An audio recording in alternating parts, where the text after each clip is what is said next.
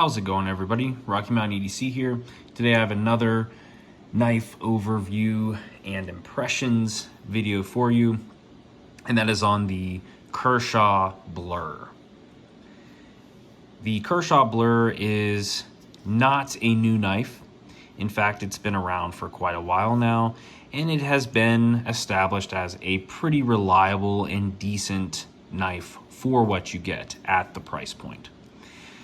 Now, this specific version is the S30V version. So the blade steel is in CPM S30V instead of their, I believe, Sandvik 14C28N version of the blade steel and the classic, cheaper version of the Kershaw Blur. This is the S30V. So this is gonna run around $100 or so dollars. I would say $80 to $100 or so dollars, depending on the vendor and where you find this version of the knife. I've used this knife for a while. It has definitely seen a little bit of wear on it. And there's a unique feature about this Kershaw Blur that I did that you can not get in terms of purchasing the knife. So there's a unique feature that I customized on this Kershaw Blur that it does not already come with as an option. So without further ado, let's get into a little bit of the background of the specs on this knife. So the Kershaw Blur, again, is, I would say, a full-size knife. So this is not going to be a small knife, medium knife, or extra large knife. This is just a standard full-size knife. So you are going to get a full grip on the handle for most sized hands. The blade is going to be at least 3 or so inches. And having good cutting edge and ergonomics. So this is going to be a very good size knife for most tasks.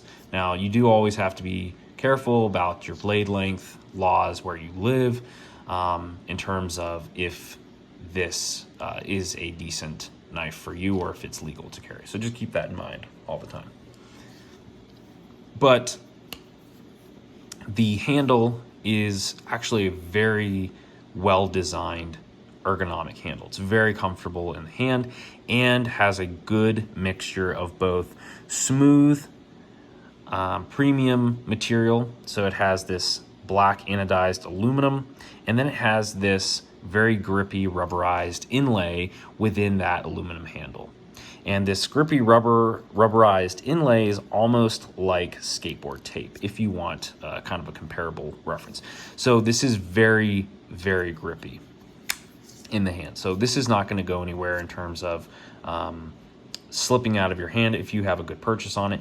And this is actually very comfortable with gloves on as well. So without gloves or with gloves, you're going to have a very secure purchase on this blade.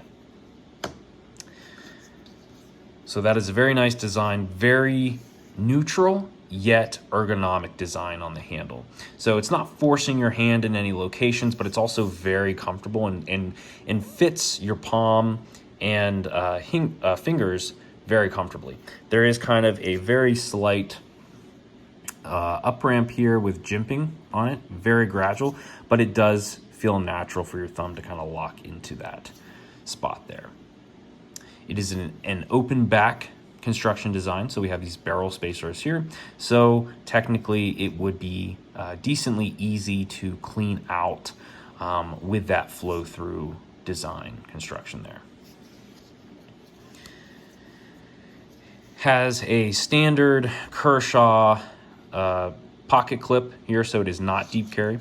So keep in mind that a decent portion of the knife will be sticking out of your pocket when you're carrying.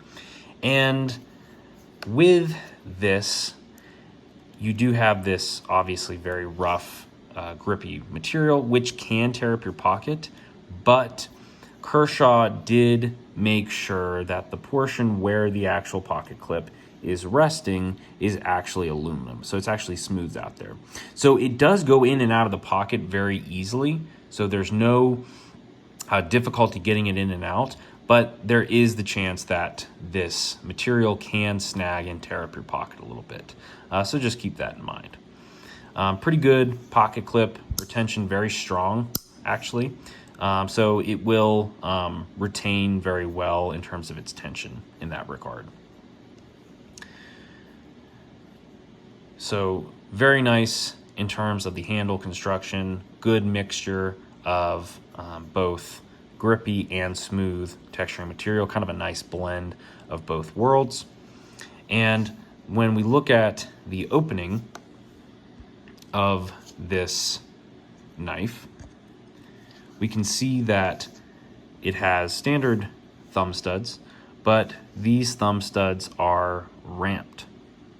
So there's actually a very nice intended design to have this ramped thumb stud there, which makes it very easy in terms of opening. Now, what you'll notice as I open up this blade is that it is not assisted. The Kershaw Blur comes in its basic form as an assisted opening knife, meaning that there is a spring that when you push on this thumb stud just enough, the spring will be released, releasing that tension, and the blade will fly open. I have actually customized this to be more for my preference and took out that spring. So this is now just a standard manual folder. So you can slow roll it out, but because of the design and the good detent of it, I can also flick it out as well, but it is de-assisted. And it has given a much different feel to the knife. It feels a lot more premium in my mind. I don't really like assisted opening blades, again, because of kind of that uncontrolled opening. It's also not an automatic. It's kind of a weird cross between an automatic opening knife and a traditional manual folder. It just doesn't sit well with me. I don't really like assisted opening knives. So I de-assisted, took that spring out that was inside here and took that out. So now it is a manual opening folder. So I can also control open it if I would like, which is in some cases less intimidating than when you flick out a knife or when it has kind of an automatic component that tends to be deemed a little bit more threatening. So it is kind of nice to just have the ability to slow roll it out without having to fight against that spring. So that is a nice feature. This is also a liner lock design. So it's going to have, this is, a liner lock design. So the actual liner on the inside is going to be the lock, but it is very nice in terms of having this actual frame kind of acting as a stop. So it has a very good, consistent lockup in that regard.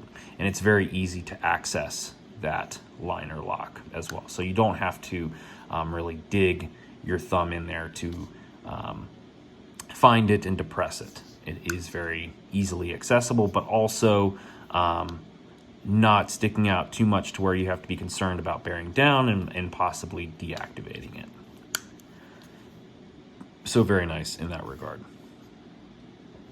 And the actual steel liner in which the lock is residing on is actually partially located inside, so it does not go the entire length of the handle. Again, this is an aluminum construction, so that aluminum is very rigid. Plus, they have 3 barrel spacers or back spacers on this design. So this is very sturdy, and it makes a lot of sense that they don't need to have this entire liner going the entire length of the handle.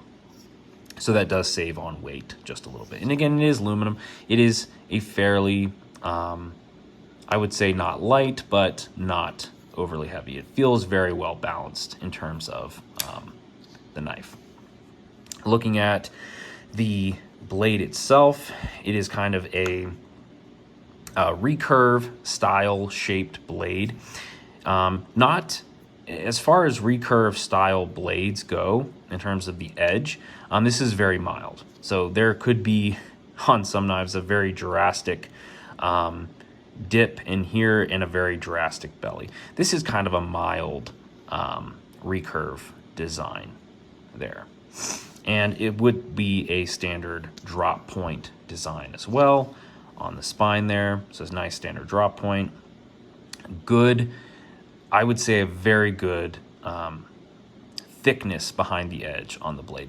Not too thick, not too thin. This is just right in terms of that thickness. Very nice strong tip, so that thickness does carry out to the tip pretty decently. So I wouldn't be too concerned about the tip snapping or breaking off. It is going to be a high hollow grind style blade, so it is going to have pretty good slice ability, but it is a higher hollow grind, which is pretty nice in that regard. And as mentioned, this is made in the USA and is a Ken Onion design in S30V steel. So the Kershaw Blur is a great EDC folder, nice full-size knife. Again, lots of different options. They do come in a green olive aluminum style. They do have partially serrated versions, so half straight edge, half serrated. They also have Tonto style versions, and they do have some cheaper options besides this one with just a reduction in the blade steel. And there is also an even more premium option of this one that does have Damascus steel. So the Kershaw Blur, in my opinion, is a great knife, good mix of both practicality, good quality materials, and this is going to withstand up to a pretty decent amount of abuse as far as you should be using on a standard folding knife. When just kind of looking at the size comparison to, let's say, the Benchmade 940, it's actually just about the same length in terms of the handle. Looking at the blade, also fairly comparable in terms of cutting edge and blade length in that regard. Compared to the Benchmade Bug Out, it is going to be just a little longer than the Benchmade Bug Out. Going to have a little bit more cutting edge, a little bit of a larger handle, so more purchase on the handle compared to the Bug Out, and it is going to have a pretty comparable behind the edge thickness in terms of the blade stock there. So I highly recommend the Kershaw Blur as a knife. It is great for everyday carry and use. My only biggest gripe with the knife is two things. One, it comes as an assisted opening knife, which I do not personally enjoy. If you do like that feature, then this is a great knife for you. Second, I am not a huge fan of a recurve design. Again, for a couple different reasons. The main reason being the ability to sharpen it. Now, you can sharpen this. Is it going to be as easy to sharpen as a standard edge that does not have a recurve? No. So just keep that in mind, that with that recurve design on the blade, it will be a little bit more difficult to sharpen. You'll have to just take a little bit of extra time and care to make sure that you're actually getting every portion of the blade sharpened, especially in this recurve portion there. But other than that, the Kershaw Blur is a great knife, and I highly recommend. Thanks for watching. If you enjoyed the video, please like, and if you'd like to see more videos similar to this, subscribe to Rocky Mountain EDC. Thanks.